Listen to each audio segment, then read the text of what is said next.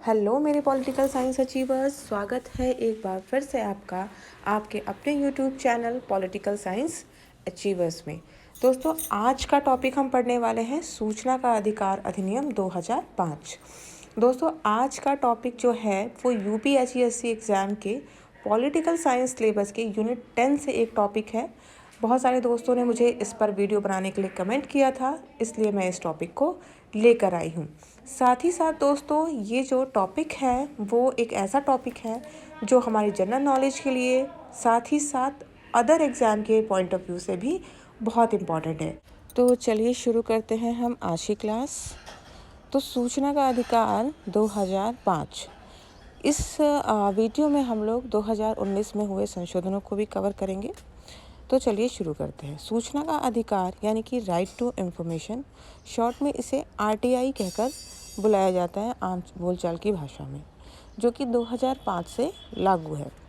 इस जो RTI act है, इसमें 6 अध्याय, 31 धाराएं व 2 अनुसूचियां हैं और यह 15 जून 2005 को राष्ट्रपति द्वारा स्वीकृत हो गया था।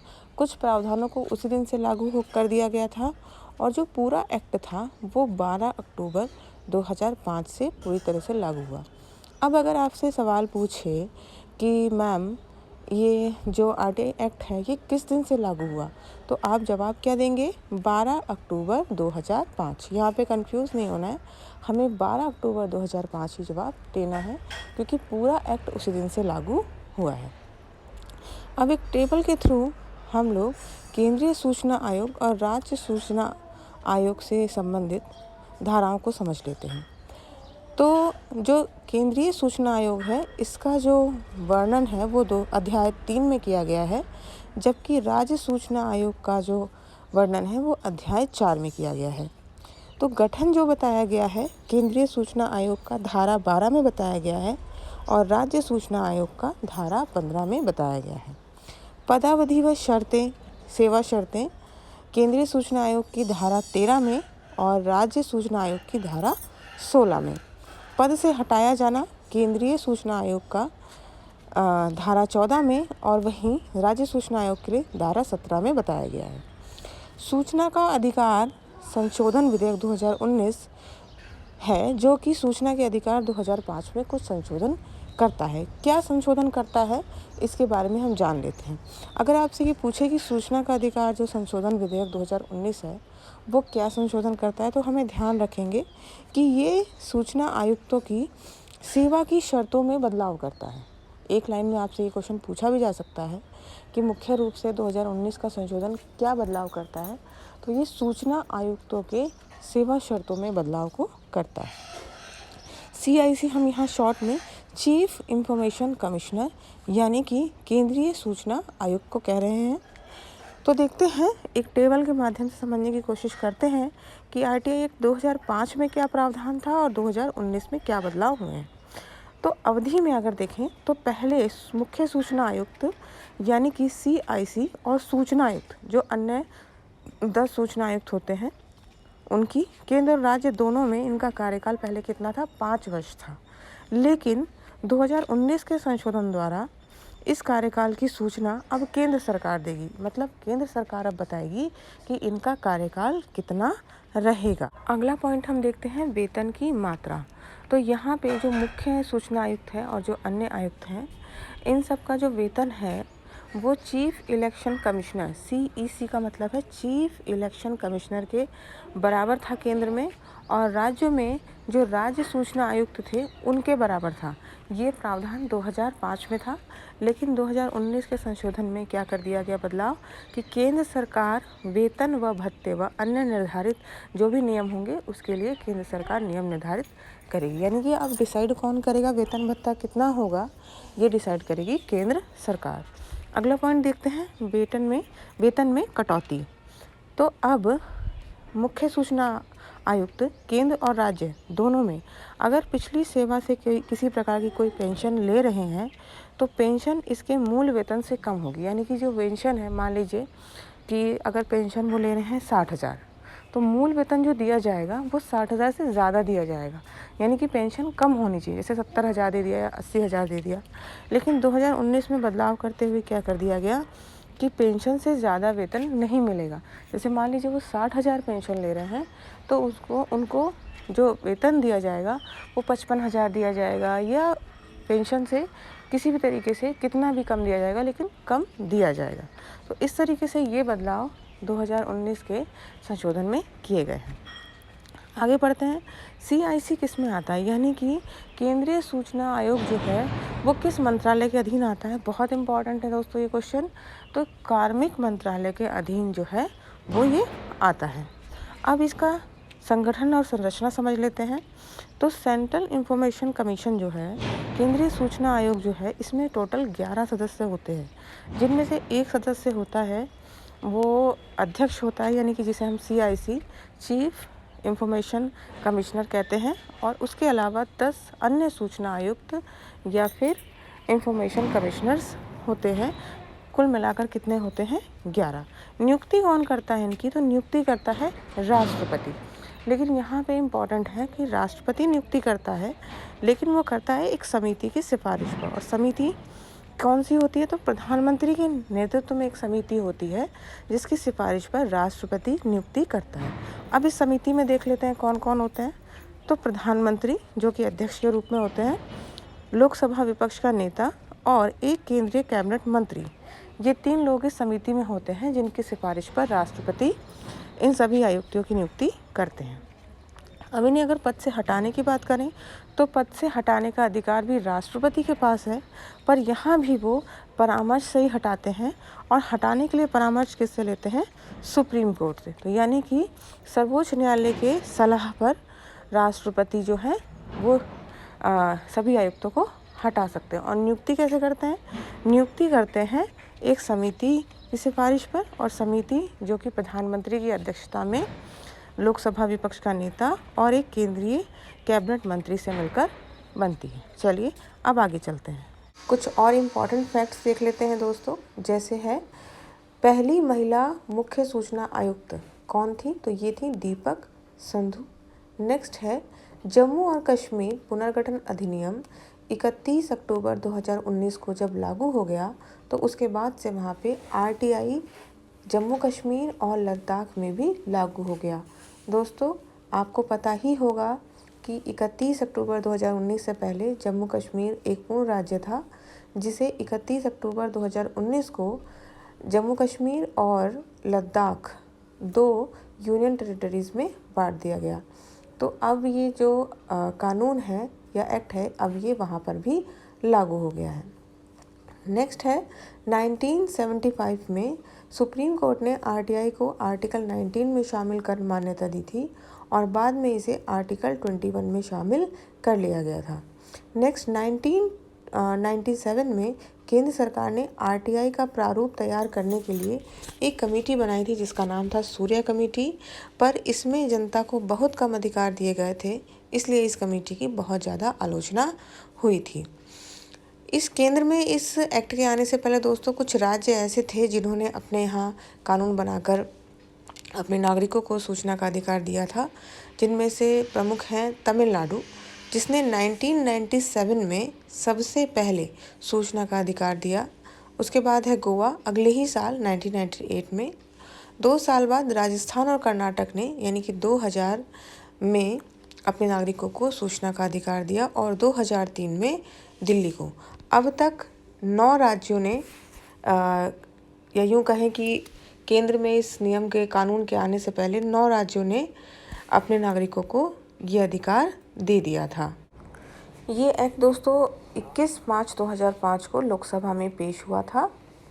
दोस्तों हमें ये डेट्स याद करना भी ज़रूरी है, क्योंकि कई बार एग्ज़ाम में इस तरीके की डेट्स पूछ ली जाती हैं। अब देख लेते हैं कि इस एक्ट की ज़रूरत क्या थी, आवश्यकता क्या थी। तो सबसे पहले सरकार की जवाबदेही सुनिश्चित करने के लिए इस कानून की आवश्यकता थी। दूसरी बात है नागरिकों और सरकार के बीच संचार को बढ़ाने के लिए। नेक्स्ट है नागरिकों द्वारा उचित निर्णयों के निर्माण में सहायता करने के लिए। नेक्स्ट है भ्रष्टाचार निवारण में सहायता के लिए। और उसके बाद लास्ट है सरकार के कार्यों की निगरानी के लिए। तो दोस्तों इन सभी पॉइंट्स को हम आसान भाषा में इस तरीके से समझ सकते हैं कि जब सरकार कोई भी काम करती है तो उसके लिए जनता से ही टैक्स के रूप में पैसा लेती है और फिर वो सारे काम करती है। तो ये जो एक्ट है ये जनता को अधिकार देता है कि भाई आपने टैक्स के रूप में पैसे दिए हैं या आपने सरकार को चुना है तो सरकार क्या काम कर रही है उसके बारे में आपको जानकारी लेने का क्या है, पूरा अधिकार है। जैसे कि कहीं सड़क का निर्माण हो रहा है या कुछ भी काम हो रहा है तो उसके लिए जनता क्या कर सकती है, सरकार से जवाब मांग सकती है। तो जब ये रहता है कि सरकार के पास ये बात होती है कि जनता हमसे जवाब मांग सकती है तो वो अपने आप काम को ज़्यादा अच्छे से करती है, या यूँ कह सकते हैं कि उनकी जवाबदेही बन जाती है। इस तरीके से ये भी कह सकते हैं हम लोग कि इससे सरकार और जनता के बीच में एक तरीके का संचार या संवाद भी शुरू होता है, जो कि बहुत इम्पॉर्टेंट है। और जब सरकार को ये लगता है कि हमसे सूचना मांगी जा सकती है, हमसे पूछा जा सकता है, तो वो अच्छे ढंग से कार्य करती हैं, जिससे भ्रष्टाचार के निवारण में भी सहायता मिलती है और साथ ही साथ सरकार के कार्यों पर निगरानी भी रहती है। तो चलिए देख लेते हैं, आगे बढ़ते हैं कि सूचना का दायरा क्या है। सूचना के दायरे से क्या मतलब है कि हमें किस किस चीज़ की सूचना के अधिकार के तहत मिल सकती है। तो सबसे पहले कार्य दस्तावेज व अभिलेखों का अवलोकन। अगर आप चाहें तो सूचना के अधिकार के तहत किसी भी सरकारी कार्य के जो दस्तावेज हैं उन्हें और जो अभिलेख हैं उन्हें आप जाकर देख सकते हैं। अगर आप चाहते हैं तो दस्तावेजों की प्रमाणित प्रतियां भी प्राप्त कर सकते हैं, यानी कि आप उसकी एक कॉपी भी मांग सकते हैं।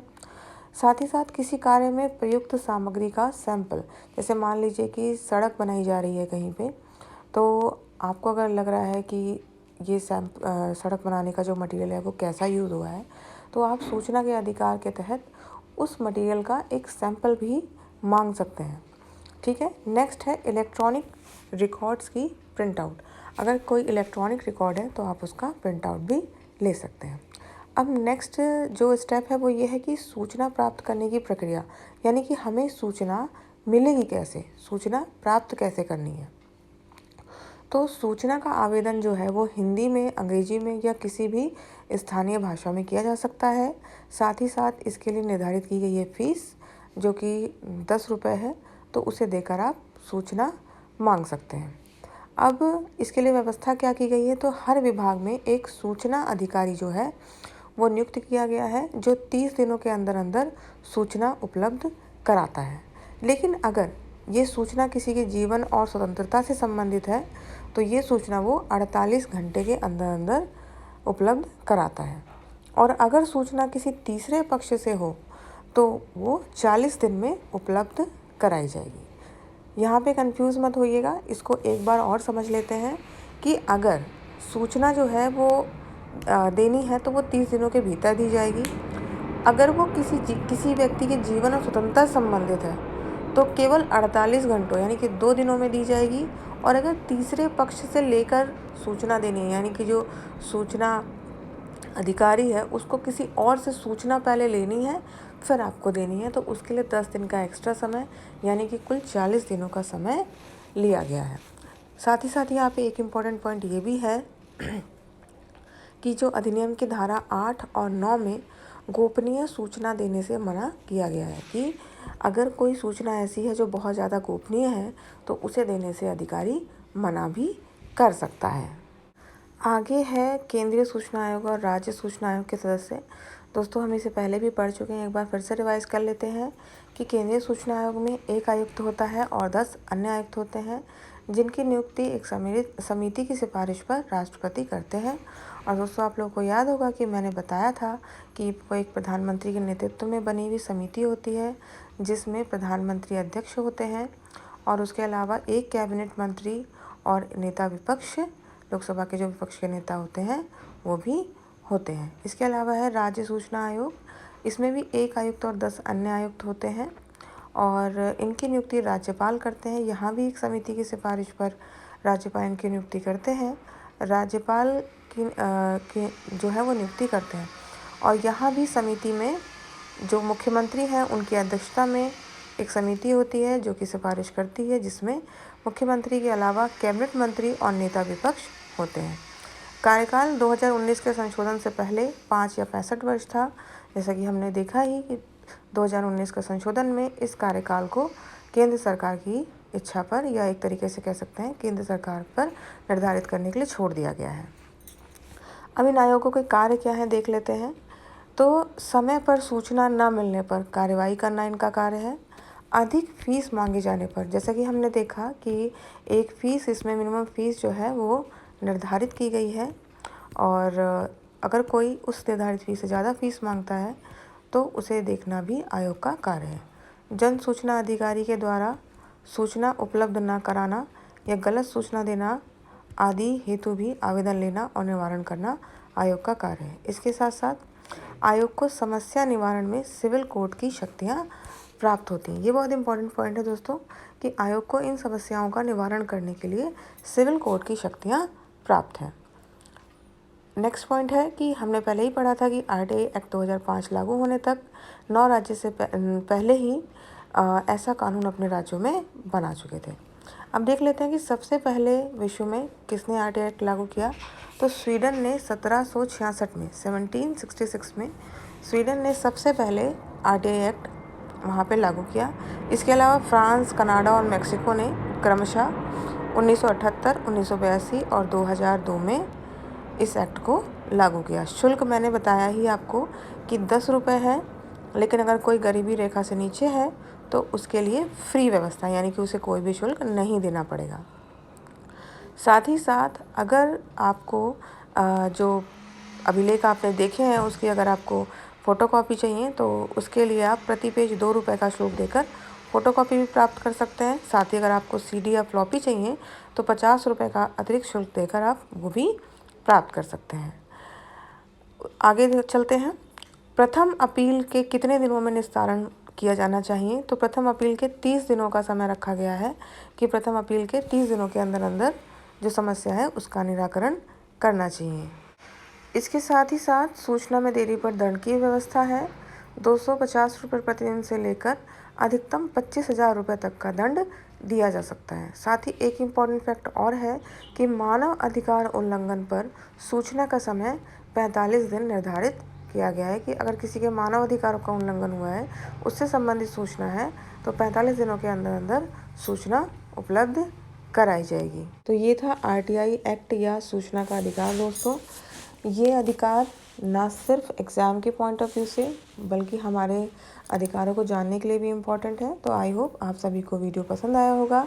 मिलते हैं अगली क्लास में एक नए टॉपिक के साथ। तब तक के लिए आप मन लगाकर पढ़ाई करते रहिए और खूब मेहनत करिए। धन्यवाद।